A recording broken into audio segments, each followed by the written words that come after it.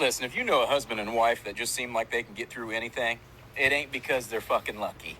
It's because they've been through more shit than a fucking septic tank. All right? People tell us all the time, oh, you have such a beautiful family, a beautiful life. Man, you ain't seen the deleted scenes, motherfuckers. We've been through more hell, so much fucking hell, we don't even bring luggage anymore. The Grim Reaper has me and his cell phone under the natural fucking disaster. We got qualified for a crisis punch card. Every 5 crises, you get one free. People use us as their free therapists. And it ain't because we're licensed. It's because we've already been through all this shit. This country could melt to the fucking ground, and me and my wife would be the overlords of the fucking apocalypse. Ain't nothing fucking stopping us. Besides fucking deciding what we're going to eat for dinner. Yeah. That's a bitch. Yeah, that last one will get you every time. What do you want for dinner? I don't fucking know. But he's absolutely true. He's absolutely correct about the meat of the matter here. When you see a couple that's been together for a minute, my wife and I have been together for almost 30 years.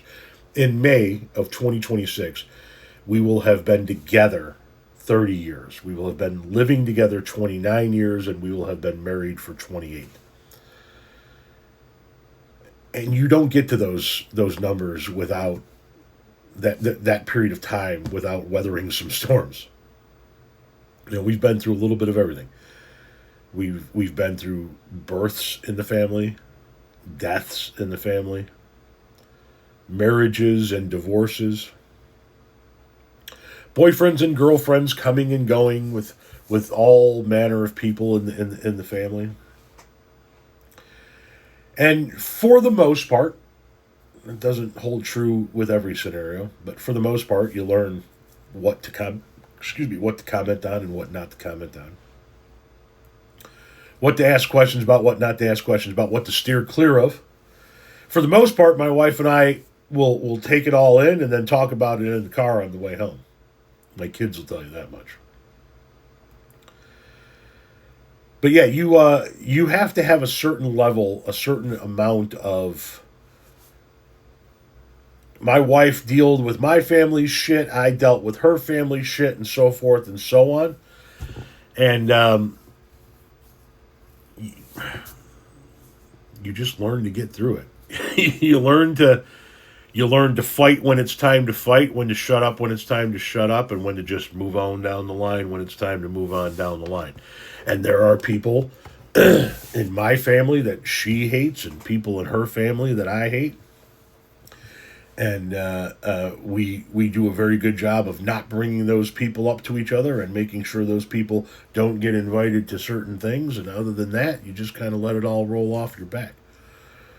In this family, that's probably the number one thing. If you get invited to something, you know that we love you. If we stop inviting you to shit, you know that we don't love you anymore. That's the extent of that shit right there. And that's because some bullshit happened at some point in time and we're done with it and we just don't want to fucking deal with it anymore. As far as the last point, what's for dinner tonight? Fucking A.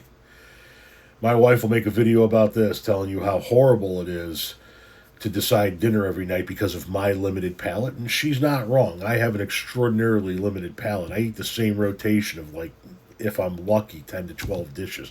And then we kind of just keep moving around, where she gets a little bit bored with that. So what's for dinner tonight is always a...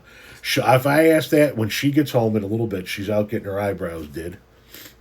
I know it's eyebrows done. It's just the way I like to say it. When she gets home, if I say, what's for dinner tonight, I guarantee goddamn to you, she's going to turn and look at me and say, I don't know. You tell me, motherfucker.